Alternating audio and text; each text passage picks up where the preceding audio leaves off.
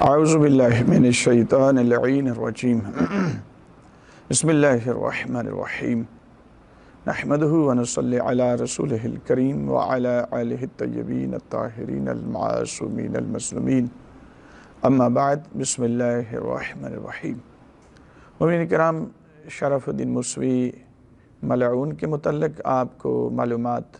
ہم دے رہے ہیں کہ وہ کس طرح سے اغیار کے ہاتھوں ایک کھلونا بن چکا ہے اور کس طرح طاغوت کا نمائندہ بن کر مذہب اہل بیت کی اور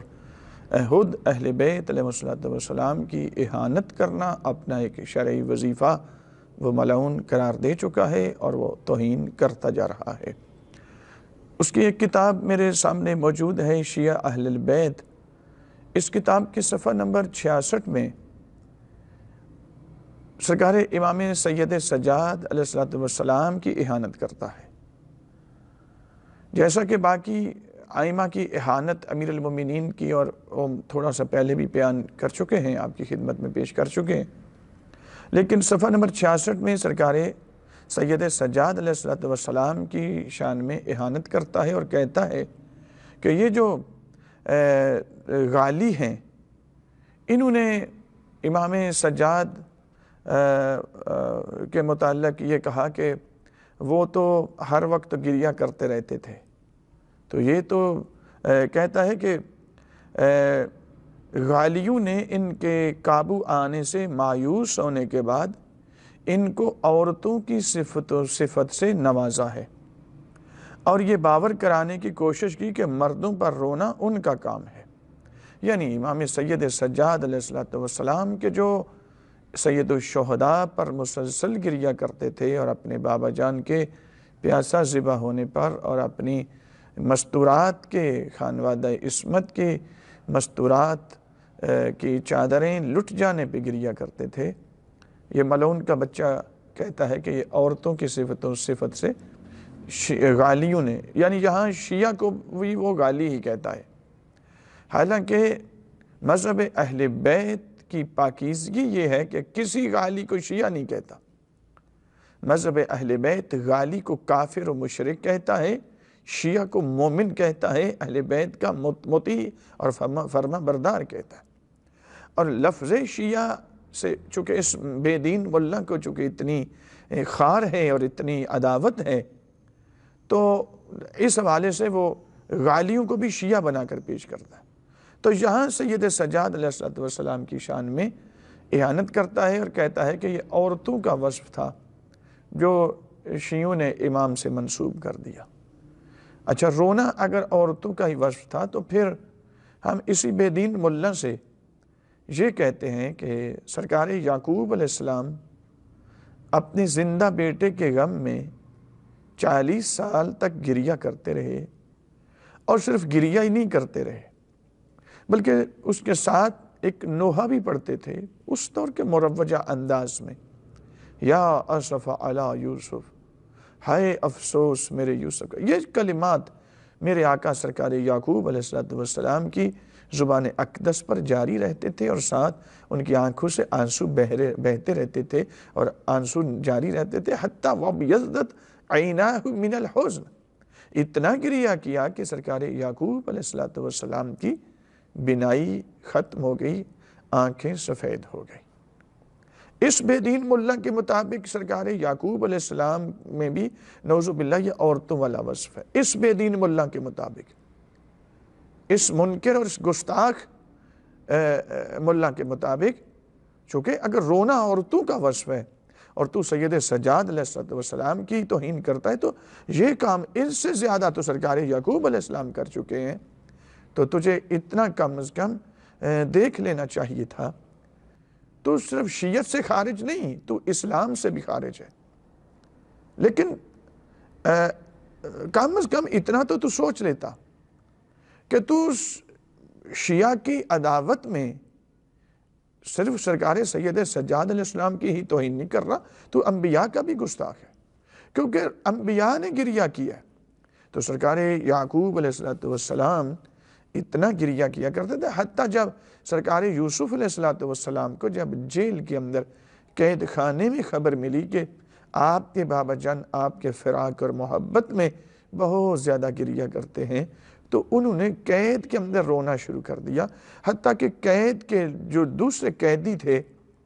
وہ اکٹھے ہو کے آئے کہ آپ بہت زیادہ گریہ کرتے ہیں، دن رات ہر وقت آپ روتے رہتے ہیں اپنے بابا جان کے غم میں، تو آپ نے رونے کا کوئی وقت مقرر کرنے، چونکہ ہم سو نہیں سکتے۔ تو سرکار یوسف علیہ السلام نے کہا میں کیسے کم کر دوں، کیا میری بابا جان کے ساتھ محبت کم ہو جائے گی؟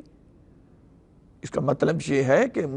رونا عورتوں کا وصف نہیں، محبت کی علامت ہونے کی وجہ سے رویا جاتا ہے۔ تو سرکار یوسف علیہ السلام اب ان کو کہا کہ ٹھیک ہے میں اس وقت میں روں گا، لیکن جو باقی وقت تھا سرکار یوسف علیہ السلام آواز نکال کے گریہ نہیں کرتے تھے، لیکن آنکھوں سے آنسو اپنے بابا جان کی محبت میں، حجت خدا کی محبت میں اسی طرح جاری و ساری رہتے تھے۔ اب آ جائیں حضور نبی اکرم علیہ السلام سے، یہ اہل سنت کی ایک بڑی کتاب ہے علم الرجال کی، الاصابہ فی تمیز صحابہ، اس کے اندر یہ روایت لکھی ہے، موجود ہے کہ حضور نبی اکرم علیہ السلام سے سوال کیا گیا، یا رسول اللہ یہ جو حضرت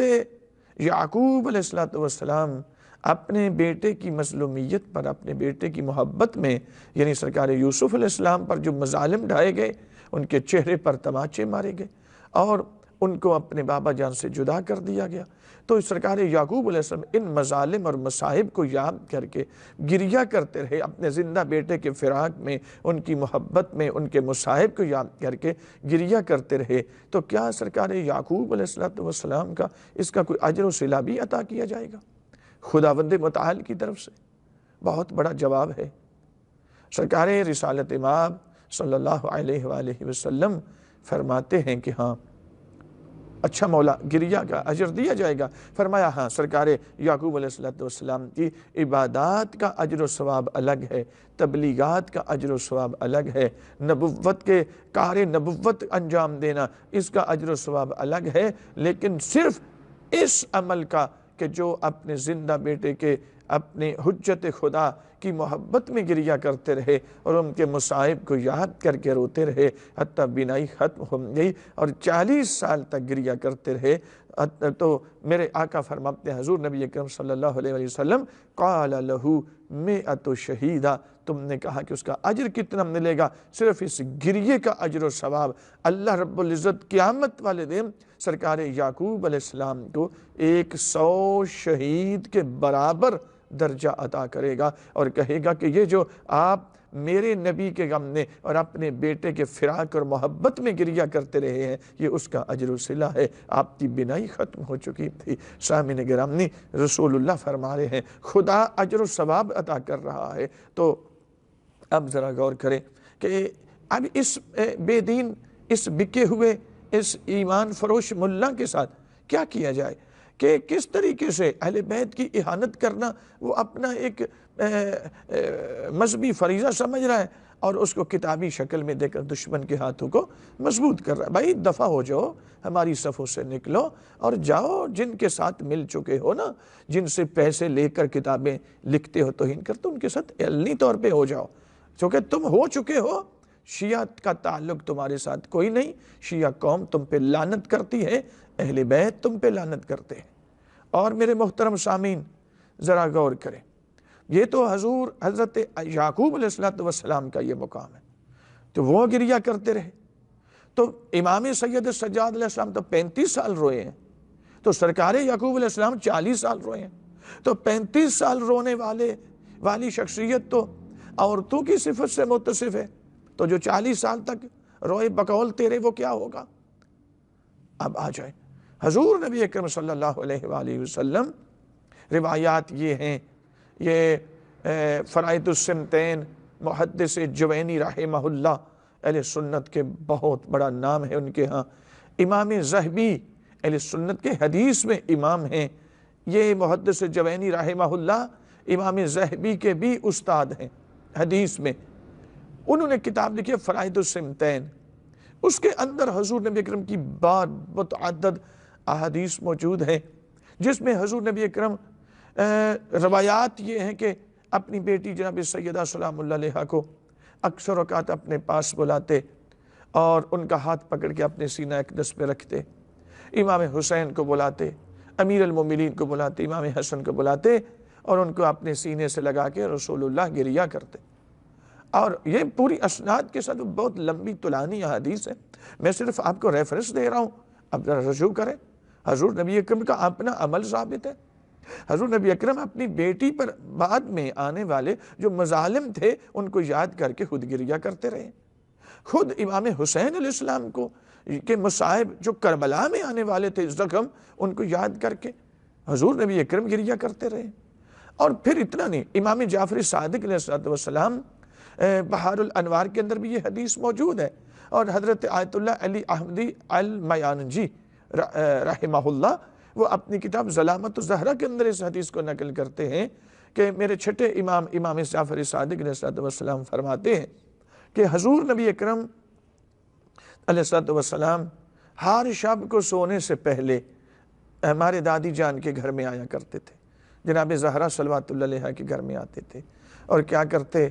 اپنی بیٹی کو اپنے پاس بلاتے، اور پھر پاس بلا کے جس جگہ پر بیٹی کو زخم آنا تھے نبی اکرم کے بعد، حضور نبی اکرم اس جگہ کو ہر روز چومتے تھے۔ سر اقدس پہ تازیانے لگنا تھے، بتا کر گئے خود، احادیث ہے باقاعدہ۔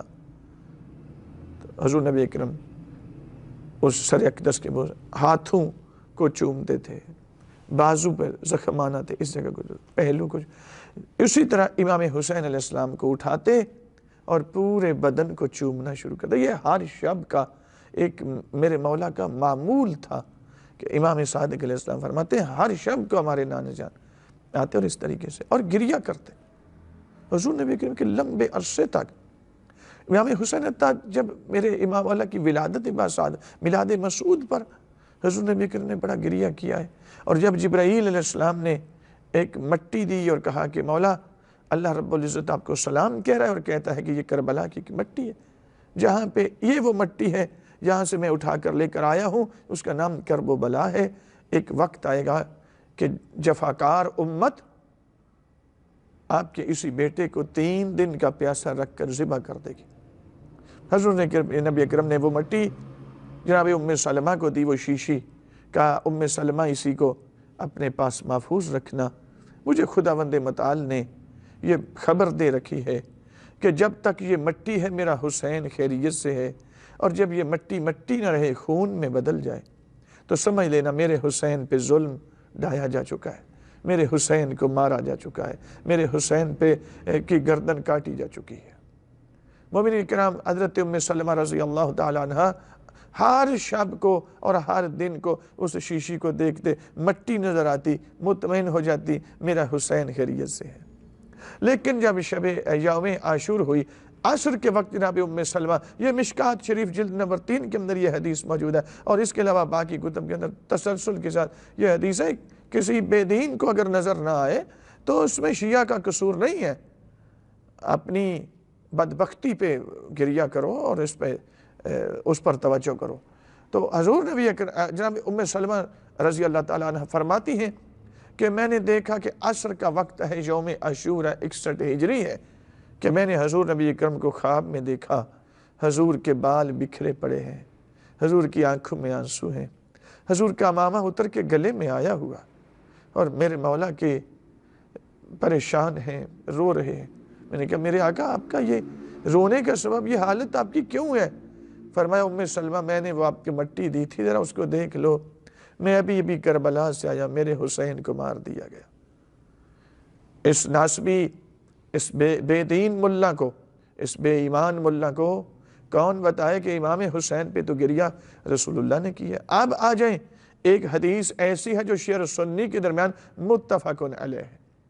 رونے کا تو کی نفی تو کوئی بڑا بے دین ہو وہ بھی نہیں کرتا، تو ہر بے دین سے بھی نیچے گر چکا ہے دشمنی اہل بیت میں، تو اس قدر اغیار کے ہاتھوں کھلونا بن چکا کہ تجھے کوئی چیز نظر ہی نہیں آ رہی۔ حضور نبی اکرم کی حدیث ہے تشیع تسنن کے درمیان متفق علیہ، من بکا علی الحسین او ابکا علی الحسین او تباکا علی الحسین واجبت لہ الجنہ۔ جو میرے حسین پہ روئے، رونے کی شکل بنائے، اس پر جنت واجب ہے۔ رسول اللہ اس کا اجر و صلہ بتا رہے ہیں۔ تو سید سجاد علیہ السلام اپنے بابا جان کے غم میں گریہ کر رہے ہیں، تو کہتا ہے یہ عورتوں کی صفت ہے، تو ایک گستاخ شخص ہے۔ پروردگار ایسے ملائین کو نیست و نابود فرمائے۔